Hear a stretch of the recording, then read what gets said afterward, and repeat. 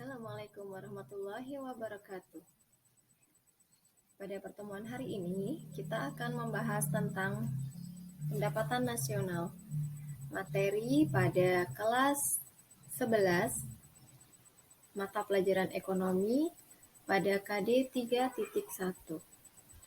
Baik, kita mulai dari pengertian tentang pendapatan nasional. Apa sih pendapatan nasional itu? Nah, kalau melihat dari kalimatnya pendapatan dan nasional, berarti keseluruhan pendapatan yang diperoleh masyarakat dalam suatu negara. Karena nasional berarti sifatnya luas. Jadi yang dihitung adalah pendapatan dalam satu lingkup wilayah negara. Dalam kurun waktu tertentu, biasanya dihitung dalam waktu 1 tahun. Nah, apa saja sih faktor yang mempengaruhi pendapatan nasional di suatu negara itu? Nah, secara garis besarnya ini ada 3. Yang pertama, permintaan dan penawaran agregat.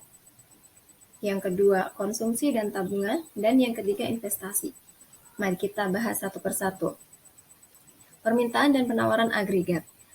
Nah, dimisalkan dalam suatu kondisi yang terjadi pada musim menjelang Hari Raya keagamaan, misalnya Hari Raya Idul Fitri, permintaan agregat terhadap baju itu mengalami kenaikan.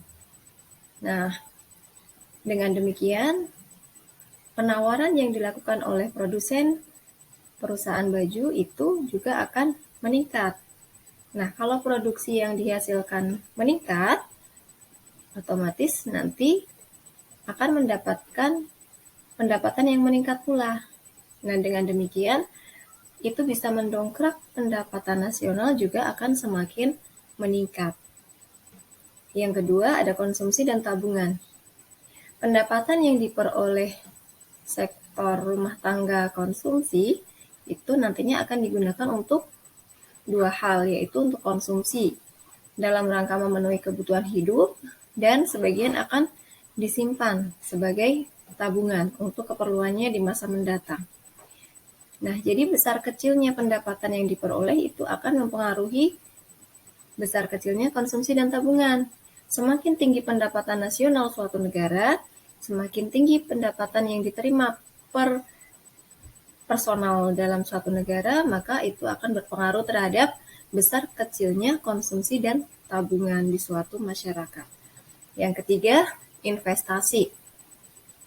Investasi ini terkait dengan penanaman modal yang baik dilakukan oleh masyarakat domestik maupun masyarakat luar negeri. Jadi ketika ada investor yang menanamkan saham atau modalnya dalam suatu perusahaan, itu akan meningkatkan kemampuan dari perusahaan untuk menciptakan output yang semakin banyak. Dengan output yang banyak tersebut, akan mendapatkan hasil yang semakin meningkat pula. Dengan demikian, itu akan menambah pendapatan nasional di suatu negara. Nah, kemudian kita akan melihat kenapa sih kita perlu menghitung pendapatan nasional? Apa sih pentingnya? Nah, di sini kita bisa lihat nih manfaat mempelajari pendapatan nasional. Yang pertama, bisa menilai kinerja ekonomi. Jadi, apakah di suatu negara itu dengan pendapatan nasional itu apakah mengalami kinerja yang baik atau tidak? Yang kedua, merumuskan kebijakan pemerintah. Jadi dengan diketahuinya besarnya pendapatan nasional suatu negara, maka pemerintah dapat merumuskan kebijakan yang tepat.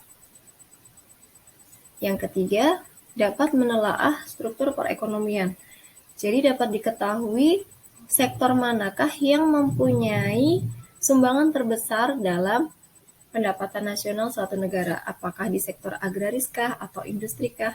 Itu nanti bisa diketahui dari nilai pendapatan nasional yang diperoleh suatu negara. Berikutnya, Manfaat mempelajari pendapatan nasional yang keempat adalah dapat membandingkan perekonomian antar daerah. Jadi perbandingannya masih dalam satu negara, hanya berbeda daerah. Misalnya di Jakarta dibandingkan dengan yang ada di Papua. Nanti bisa dibandingkan tingkat perekonomian itu berdasarkan berapa sih nilai pendapatan yang dihasilkan oleh masing-masing wilayah. Yang kelima, dapat mengetahui pertumbuhan ekonomi dan pendapatan per kapita.